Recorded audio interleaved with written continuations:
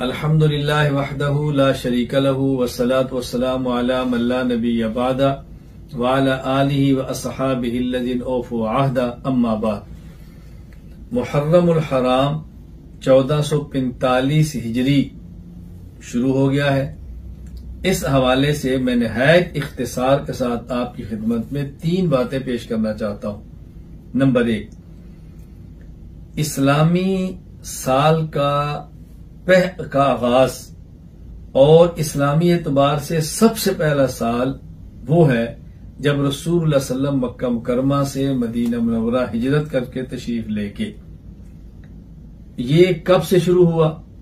حضرت عمر رضی اللہ تعالیٰ عنہ کے دور خلافت میں حضرت عمر رضی اللہ تعالیٰ عنہ نے صحابہ کرام سے مشورہ کیا کہ ہم سب سے پہلا اسلامی سال کون سا رکھیں اور ہم کہاں سے اپنے اسلامی سال کی تاریخ کا آغاز کریں۔ ایک